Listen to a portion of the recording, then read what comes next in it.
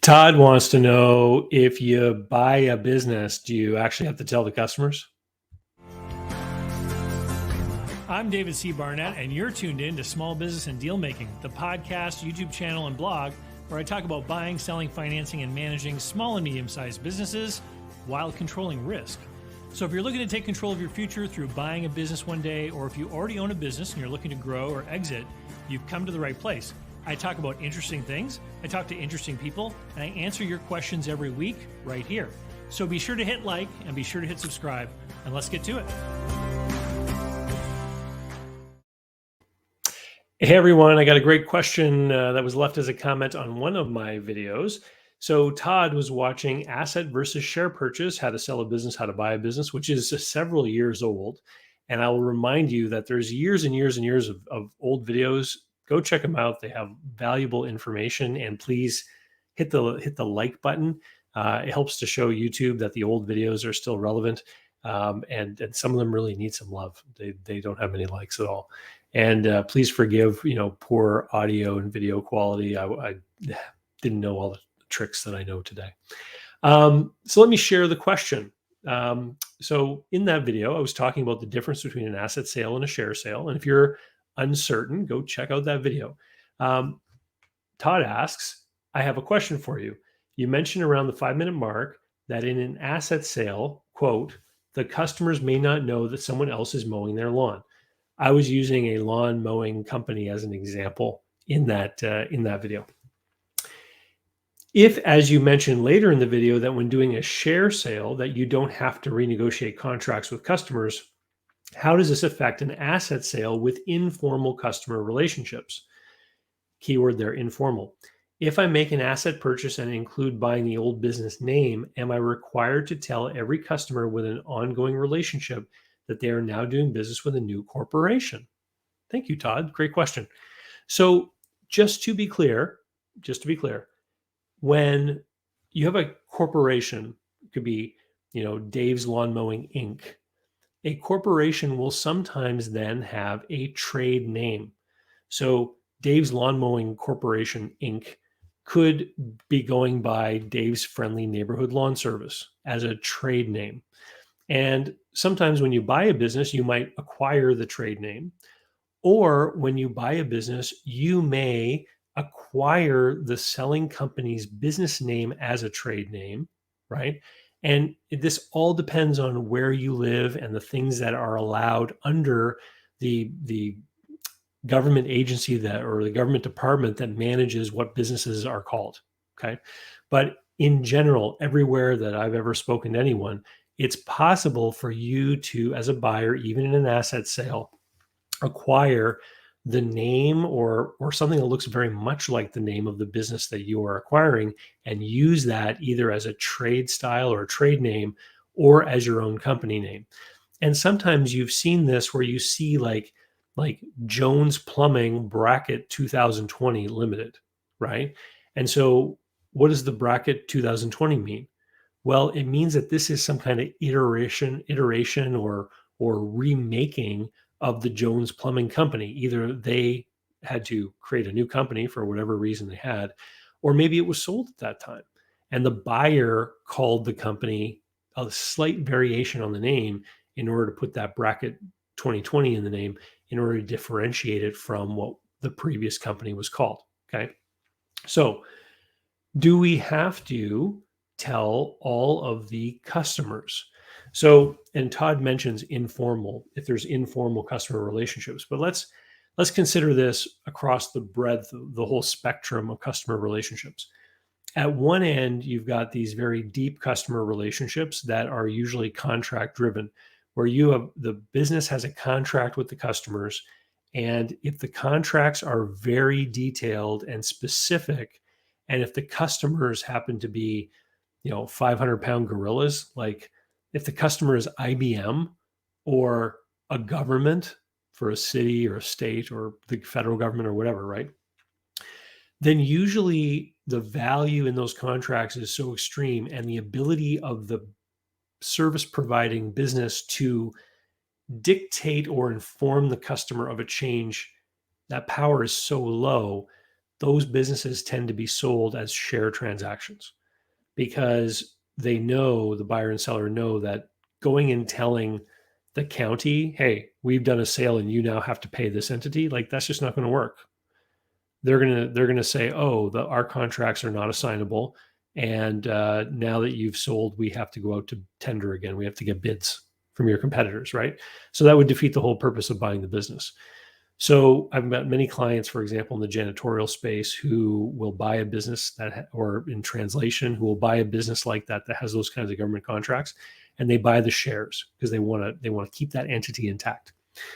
The next step over would be companies that have deep and ongoing relationships with customers. They may or may not have contracts, but there's a regular communication between the two companies, and the customer may know the owner of the business. And so this is where you get to the point where, okay, if we're going to buy this business as an asset sale, do we want to tell the customers? In a case like that, the buyer is going to be, just out of sheer awareness of that industry, of how the industry works and how important the customer contacts are and the relationships are. Probably when you buy that business, the seller is going to take you around and introduce you to those customers. You're going to have a one-on-one conversation with a lot of those important customers. They're definitely going to know that the business has changed hands. One step further along that spectrum is a business that has a lot of customers. They don't necessarily know the owner of the business. They don't necessarily have direct interactions with them, but we may have a lot of electronic payments, right? So when an asset sale occurs, the bank accounts of the business, they belong to the legal entity. And if the legal entity is the seller of the business, the bank accounts don't go with the sale, which means that the buyer needs to have their own bank account for their entity, which is making the acquisition. So if you've got a lot of customers that are paying by electronic payment, you have to be able to inform them they need to direct those payments to a new bank account. So certainly in that case, there has to be a formal awareness or notification to the client base that this transaction has occurred, or at least a reorganization has occurred, and those payments have to be sent somewhere new. Okay. So further along this spectrum, let's take another step, right? So we're taking another step. Now let's get into something more like the lawn mowing example that I gave in that previous video. So the lawn maintenance company could have residential and commercial clients. And during the whole negotiation and the due diligence process, the buyer and seller may talk, and they may agree that the seller is going to take the buyer around to meet all the commercial accounts because they're the bigger accounts. Maybe they're paying with electronic payments, for example. But the residential accounts, they're just a couple $100 each. And there is a contract there, but the contract may be assignable, meaning that the buyer and seller of the business can sign a piece of paper where the seller grants the buyer all of their rights in those service contracts, right? And so what does that mean? It means that the obligations and rights under that contract have now been given to the buyer of the business. They can just go out there and continue to provide that service. Do they necessarily need to tell each customer that there's been a change? They may not legally need to. And this is where you want to ask your attorney, right? Your lawyer, and say, if we do this assignment, do I need to inform? Because the contract may say that there needs to be notice in the case of an assignment, or it may say that there doesn't need to be. It may be silent on that topic, but there might be a statute in your jurisdiction that says that if there's an assignment of a contract, you have to inform the parties to the contract. You're going to have to ask your lawyer. I don't know, right? Depends where you live. But here would be the litmus test that I would follow is if the customers find out later that the business has been sold, do you think that they will be upset that they didn't know, right? Do you think that they will feel that there's been some kind of slight to them if they weren't told? And I think that's the real measure, because you want to make sure, obviously, that you're on a good, on a good basis with those customers, because you're going to be coming back next year asking them to renew their contract.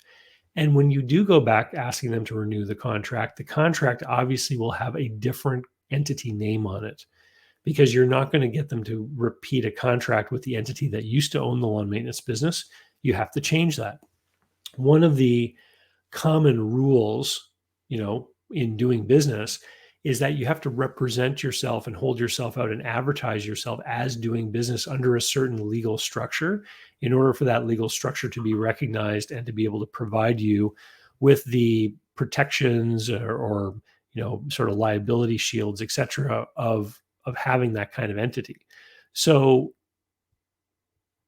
for example, if I don't ever say that I'm incorporated, if I just say, hire me, I'm David, and then there's some kind of problem and you want to sue me, well, then I can't then run behind the protection of my company saying, well, I'm actually incorporated. You can't sue me. You have to sue my company. So this is why, for example, in a lot of the fine print of all the stuff that I do and in my engagement letter, I actually have the name of my corporation spelled out saying you're doing business with this corporation. That is how I do business, and so that's how you need to represent yourself when you're doing business. Further down the scale. So let's think about businesses where people just kind of show up and walk through the door and spend money, right? There's no contract between the buyer and seller. It's a transactional engagement. You walk in, you pick something out, you spend money. Think about going into a big chain fast food restaurant, right? You recognize the brand name. You know, hey, I'm doing business with McDonald's or Burger King or whoever it is. But if you look closely at the food service license that they've got on the wall, the health permit or whatever, it's not going to say McDonald's or Burger King on it typically. It's going to say the legal name of the entity that is the franchisee that's operating that unit. And so if someone came in one day and that business was sold and they took down that certificate and they put a new one up with a different name on it, is anyone going to know? Is anyone going to care? As far as those customers are concerned, they're just there to buy a burger. And if they pay their money and they get the same burger they've always expected, and they're going to be happy with that. The same thing could go with any kind of retail store, corner store, even a service business where there's infrequent interaction between the customers and that service company. If they call the number and the same technician comes out who's always come out and they do work for them, but he leaves an invoice or he leaves some kind of work order document with a different corporate name on it, is the customer really going to care? Well, that's something you have to measure and you have to figure out. And it's definitely something you want to have a conversation with the seller about. If you are seriously thinking about buying a business one day, then I would highly recommend you head over to Business Buyer Advantage, where you can sign up for my online course. It's about 13 or so hours of video tutorials all about how to buy a business in a risk-controlled way. And this is the key. If you're going to buy a business, it's because you want to avoid the risk of starting one. You want to have a business that already has customers and profits before you get it into your own name. And come over there. I'll teach you how to do it while managing risk. All right. And with that, we'll say see you later. And for next time, I will definitely have my notifications turned off so we don't hear clicking in the background. Sorry about that. Love you all. Cheers. So how can you learn more about buying, selling, financing, and managing small and medium-sized businesses? Easy. Head over to my blog site, davidcbarnett.com, where you can learn more about me and how I work with my clients. You can learn more about my books and the online courses that I've prepared for you. You can find out about how to subscribe to my email list, the YouTube playlists, etc. There's literally hundreds of hours of content there, all for free, and I'd love for you to be my guest. Special thanks go out to Jeff Alpaugh Customs for being my tailor. Men all around the world can look dangerous just like me with the help of Jeff Alpaugh Customs. JeffAlpaugh.com. Use the code DCB10 to save. They handle multiple currencies and ship anywhere you happen to be.